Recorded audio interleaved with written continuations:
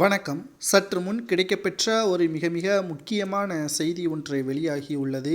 அனைத்திந்திய அண்ணா திராவிட முன்னேற்றக் கழகத்தின் முன்னாள் அமைச்சர் தற்பொழுது கஞ்சா வழக்கில் போதை மருந்து கடத்தல், குட்கா வழக்கிலும் சிக்க உள்ளாரா?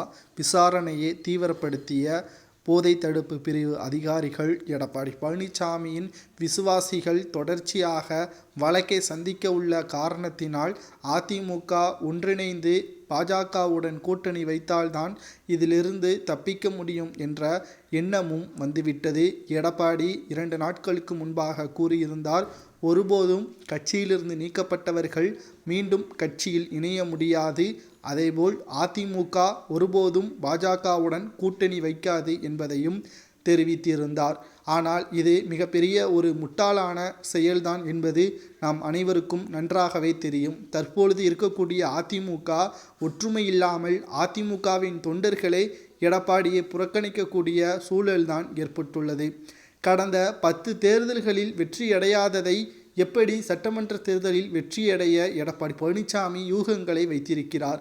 மக்களவைத் தேர்தல், உள்ளாட்சி தேர்தல், இடைத்தேர்தல் அனைத்திலும் அதிமுக தோற்கடிக்கப்பட்டுள்ளது.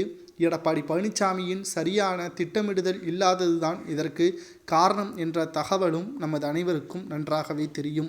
இந்த சூழலில் தற்பொழுது எடப்பாடி பழனிசாமியின் விசுவாசிகள் வழக்குகளை சந்தித்து வருவதால் மீண்டும் இது அதிமுகவில் சலசலப்பை ஏற்படுத்தியிருக்கிறது.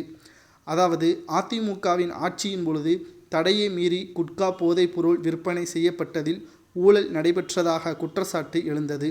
இந்த விவகாரத்தில் ஆட்சியாளர்களுக்கும் காவல்துறை உட்பட பல துறைகள், அரசு அதிகாரிகள் உடந்தையாக இருந்ததாகவும் குற்றம் சாட்டப்பட்டுள்ளது. இந்த வழக்கை சிபிஐ விசாரணை நடத்தி வருகிறது.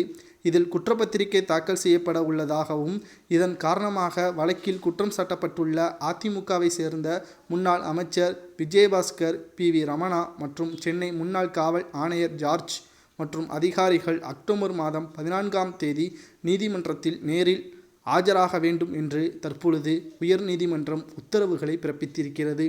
இதில் எப்படியும் நிச்சயமாக முன்னாள் அமைச்சர்களுக்கு பாதகமான தீர்ப்பு தான் வரும் என்ற தகவலும் வெளியாகியிருக்கிறது. அடுத்தடுத்து வழக்குகளை சந்திக்கக்கூடிய முன்னாள் அமைச்சர்கள் கட்டமைப்பு இல்லாத அதிமுகவால் MLA பதவியும் இழக்க நேரிடும் என்ற தகவலும் வெளியாகியிருக்கிறது. இதை பற்றி உங்களது கருத்துக்களை கமெண்டில் கூறுங்கள்.